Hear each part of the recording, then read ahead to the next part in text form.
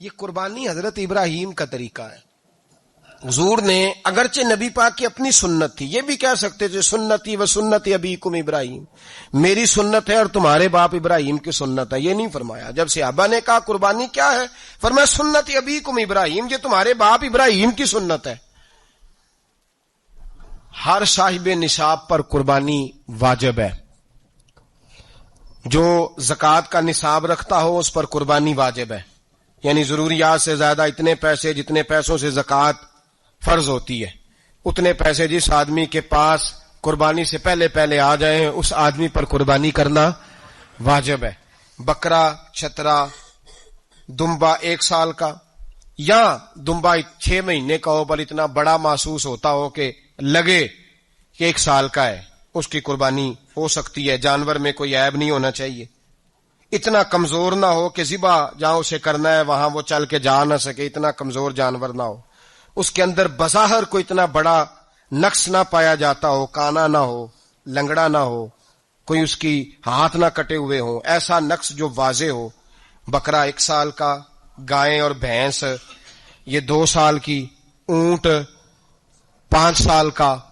اب اس میں یہ ہے کہ ہمارے بہت سارے دوست چونکہ ہم دیہاتی لوگ ہیں تو پوچھتے ہیں کہ دوندا نہیں ہے تو چوگا نہیں ہے، تو یہ ہماری پنجابی کی اصطلاحات ہیں، پنجابی کی. شریعت اسلامیہ نے سال بتائے ہیں، یہ تو ہم نے اپنی آسانی کے لیے یا دیہاتوں میں جو ماحول تھا اس طرح کا جانور لیں، خوبصورت جانور لیں. جو نصاب ہے وہ بھی میں نے آپ کو بتایا، لیکن ایک اور پہلو بھی ہے. نبی پاک صلی اللہ علیہ وسلم پہ زکوٰۃ کبھی فرض نہیں ہوئی، کبھی حضور پہ زکوٰۃ فرض نہیں ہوئی. نبی پاک صلی اللہ علیہ وسلم کے پاس اتنا سرمایہ کبھی اکٹھا ہوا ہی نہیں کہ زکوٰۃ فرض ہو. لیکن نبی پاک کے صحابہ فرماتے ہیں کہ مدینے کے 10 سالوں میں اللہ کے رسول نے ہر سال قربانی فرمائی ہے، ہر سال قربانی دی. اور جس سال حضور حج کرنے گئے اس سال اللہ کے نبی نے 63 اونٹ ذبح فرمائے. اور حضور صلی اللہ علیہ وسلم جب اونٹ ذبح کرنے لگتے نا تو صحابہ کہتے ہیں اونٹ خود دوڑ کے حضور کے سامنے آ کے لیٹ جاتا اور نبی پاک اسے ذبح کرتے اور فرماتے ہیں ایک دوسرے کو دھکے دیتے اونٹ کے، پہلے میں نے جانا ہے ذبح ہونے کے لیے، پہلے میں نے. انہیں پتا تھا کہ جو مصطفیٰ کے ہاتھوں ذبح ہوگا وہ تو دائمی زندگی پا جائے گا، یہاں بھی وہاں بھی زندہ. 63 اونٹ ذبح کیے. ایک اونٹ میں کتنی قربانیاں ہوتی ہیں؟ 7. اب 63 کو 7 سے ضرب دو گے تو کتنی بنے گی؟ اور پھر نبی پاک صلی اللہ علیہ وسلم نے 10 سال مدینہ منورہ میں قربانی دی ہر سال. اب وہ 63 اونٹ، ایک اونٹ میں 7 قربانیاں، ہر سال یہاں قربانی. اور مولا علی شیر خدا فرماتے ہیں نبی پاک 2 قربانیاں دیتے. میں نے کہا حضور 2 جانور ذبح کر رہے ہیں آپ، تو حضور نے فرمایا ایک میری طرف سے ایک میری امت کی طرف سے، غریبوں کی طرف سے. اور حضرت علی کو حضور نے وصیت فرمائی تو 2 دیا کرے گا.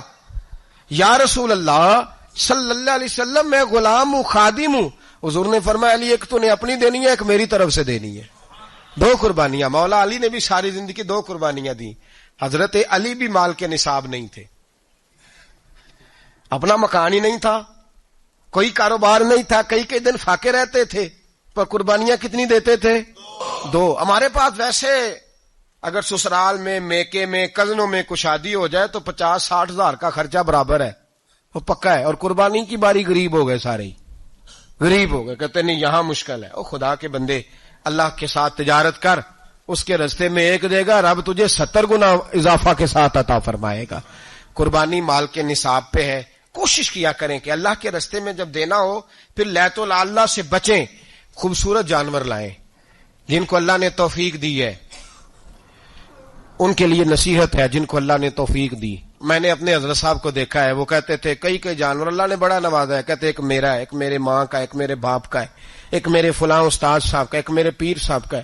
یہ جانور غوث اعظم جیلانی کا نام کا دے رہا ہوں. اور پھر ایک بڑا خوبصورت جانور بندھا ہوتا اور حضرت خود ان کو چارہ ڈال رہے ہوتے. تو حضور یہ کیا ہے؟ فرمانے لگے یہ میں رسول اللہ کے نام پہ قربان کروں گا، یہ نبی پاک کے نام پر قربان کیا جائے گا. جن کو اللہ نے حیثیت دی ہے وہ کوشش کریں اپنے محبوب کی طرف سے بھی قربانی کریں، نبی پاک کے نام کی قربانی دے. خوبصورت سا جانور پیارا، پھر اس کی خدمت ہو، پھر اس کی قربانی دی جائے اور نبی پاک کے نام پر قربانی دی جائے. حضور نے خود وصیت فرمائی حضرت ابو بکر صدیق کو، قربانی بڑا حسین عمل ہے. اور میرے نبی پاک صلی اللہ علیہ وسلم نے ناراضگی بھی فرمائی، ذرا خوگر حمد سے تھوڑا سا گلا بھی سن لے. میرے حبیب نے فرمایا جو طاقت کے باوجود قربانی نہ کرے وہ ہماری عیدگاہ میں عید کی نماز پڑھنے نہ آئے، وہ نہ آئے.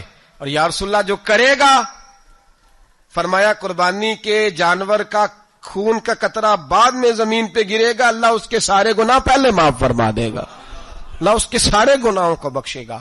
قربانی کریں، خوبصورت انداز میں کریں، اللہ کی رضا کے لیے. بزرگوں نے لکھا ہے 3 حصے کرو گوشت کے، ایک گھر میں رکھو، ایک رشتہ داروں میں بانٹو، پڑوسیوں میں بانٹو، اور تیسرا فقط غریبوں کو دو. لیکن میں اکثر یہ سوچتا ہوں کہ ہمارے ہاں قربانی کرتا ہی وہ ہے جن کے گھر میں ہر جمعرات کو چھوٹا گوشت پکتا ہے، اور جن کے گھر میں ہفتے میں 3 دفعہ مرغی کا گوشت پکتا ہے، وہی تو قربانی دینے کے قابل ہوتے ہیں. تو وہ بھی اگر قربانی کے بکرے میں سے بھی تیسرا رکھنا چاہیں تو اجازت تو ہے، میں نے کہا سارا رکھنے کی بھی اجازت ہے. لیکن اگر آپ مہربانی کریں، کوشش کریں کہ یار ہم تو سارا سال ہی کھاتے ہیں، اور ہمارے ہاں جو گوشت تقسیم ہوتا ہے نا وہ بھی باری لگی ہوئی ہے، ادھر سے پلیٹ آئی تھی گوشت کی تو ادھر سے بھر کے چلی گئی. بھئی اس نے کی ہے، اس کو بار بار گوشت دینے کا کیا مطلب ہے؟ آپ یہ دیکھیں عزیزوں میں، رشتہ داروں میں، اور میں اگر تھوڑا سا آپ کی توجہ کرانے میں کامیاب ہو جاؤں تو سفید پوش لوگوں کو دیکھیں. کچھ سفید پوش ہیں، سفید پوش جن کے اوپر قرضے ہیں، بیماریوں نے جکڑ لیا ہے، گھر میں بڑے بڑے سخت مریض آ گئے ہیں. سفید پوش پہلے دیا کرتے تھے. آپ ان سے پوچھتے ہیں صاحب قربانی، تو بات کو ٹالتے ہیں. وہ کہتے ہیں سوچ رہا ہوں کوئی حصہ ڈال جائے. پردہ پوشی کرتے ہیں، کہتے ہیں کہیں حصہ رکھا ہوا، پردہ پوش. اکثر وہ لوگ قربانی نہیں دے پاتے. اکثر دیا کرتے تھے، اب نہیں دے پا رہے. کیوں؟ اس لیے کہ مشکلات ایسی آ گئیں. ان لوگوں کا خیال کریں، ان کے گھروں تک گوشت پہنچا کے آئیں، ان پر توجہ کریں. وہ سفید پوش آدمی کبھی ذکر نہیں کرے گا. کچھ تو ایسے ہیں جو خود پہنچ جاتے ہیں کہ ہمیں گوشت دیا جائے، لیکن کچھ سفید پوش ہیں لا یسألون الناس الحافا. اللہ فرماتے کچھ لوگ لپٹ لپٹ کے سوال نہیں کرتے، سفید پوشی کا بھرم رکھتے ہیں، کا مزاج نہیں. ان کی طرف دیکھیں، اپنے رشتہ داروں کو دیکھیں، خاص کر ان رشتہ داروں کو دیکھیں جن کا آپ کو پتہ ہے کہ غریب ہیں، مجبور ہیں، ان کے گھروں میں گوشت بھیجیں. غریب بیٹیوں، غریب بہنوں کا خیال کریں، اس طرف متوجہ ہوں، ان کے ساتھ اس نے سلوک کریں. صحابہ نے قربانی کے بارے میں حضور سے پوچھا ما ہذہ الاضحیہ، یا رسول اللہ صلی اللہ علیہ وسلم یہ قربانی کیا ہے؟ تو فرمایا سنت ابیکم ابراہیم، یہ تمہارے باپ حضرت ابراہیم کا طریقہ ہے، یہ تمہارے باپ حضرت، حالانکہ قربانی نبی پاک صلی اللہ علیہ وسلم کا بھی طریقہ ہے، لیکن فرمایا تمہارے باپ حضرت ابراہیم، حضرت ابراہیم کے ذکر کو باقی رکھا. اللہم صلی علی محمد وعلی آل محمد کما صلیت علی ابراہیم وعلی آل ابراہیم، ان کے تذکرے کو باقی رکھا. دین کے حکم ہو گیا ابراہیم علاقہ چھوڑ دو. حضرت ابراہیم علیہ السلام وہاں سے نکل کے مصر آئے، چچا کے پاس ٹھہرے. انہوں نے اپنی بیٹی جناب سارہ کا نکاح کر دیا. کچھ آگے بڑھے تو ایک ظالم بادشاہ سے ٹکرائے. اس نے ایک شہزادی، ایک بادشاہ کی بیٹی قید کی ہوئی تھی، جناب ہاجرہ نام تھا. ان کو قید سے چھڑا کے ساتھ لائے. حضرت لوط علیہ السلام بھی ساتھ. یہ 4 لوگوں کا قافلہ چلا، فلسطین میں جا کے پڑاؤ ڈالا، گھر بار چھوڑا، تبلیغ شروع ہوئی. حضرت ابراہیم کے گھر میں 2 خواتین ہیں، ایک آپ کی بیوی ہیں، ایک حضرت ہاجرہ ہے. اولاد کوئی نہیں. حضرت ابراہیم نے ایک بچہ روتے ہوئے دیکھا تو آنکھوں میں آنسو آئے، کہنے لگے ربی حب لی من الصالحین، یا اللہ مجھے بھی نیک اولاد عطا کر دے. حضرت سارہ نے سن لیا، کہنے لگی ابراہیم شاید میرے بطن سے تو آپ کو نصیب نہیں، ہاجرہ سے نکاح کر لو. جناب ہاجرہ سے نکاح ہوا. اللہ تو بڑا بے نیاز ہے، رب کریم نے حضرت اسماعیل جیسا خوبصورت بیٹا عطا فرمایا.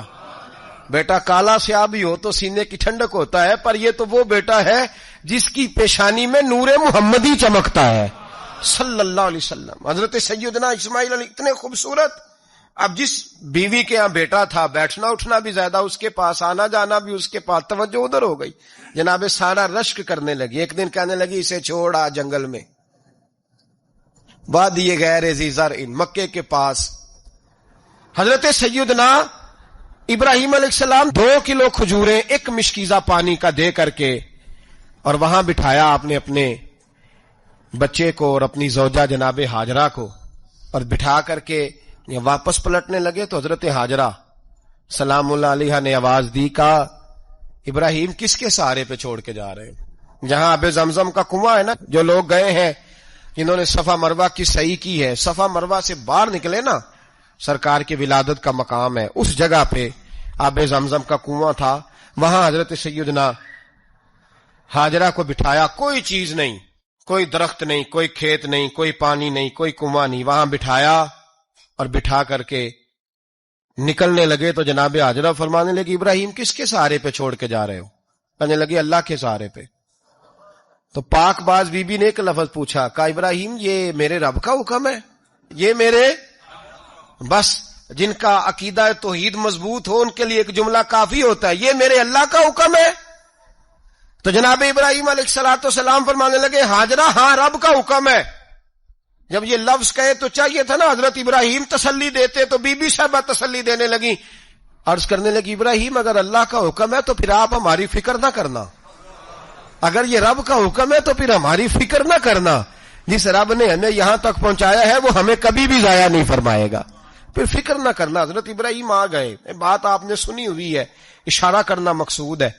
13 سال میں چلے مان بھی لیا جائے بعض روایات کی روشنی میں کہ آتے جاتے بھی رہے، لیکن مکمل دیکھ بھال اپنے بچے کی پرورش میں پورا حضرت ابراہیم علیہ السلام کا کردار، سارا کردار ماں کا تھا۔ فلما بالغ معہ سعیا، بیٹا جب اتنا بڑا ہوا کہ ساتھ چلنے لگا تو حضرت ابراہیم نے اپنے بیٹے کو بلا کے کہا بیٹا مجھے خواب آئی ہے، میں تجھے ذبح کر رہا ہوں، تیری کیا رضا ہے؟ تو حضرت اسماعیل کہنے لگے یا ابت افعل ما تؤمر، ابا جی اللہ جیسے حکم دیتا ہے میرے ساتھ ویسے ہی کریں، جیسے اللہ حکم دیتا ہے ویسے ہی، بولیے ویسے ہی کریں۔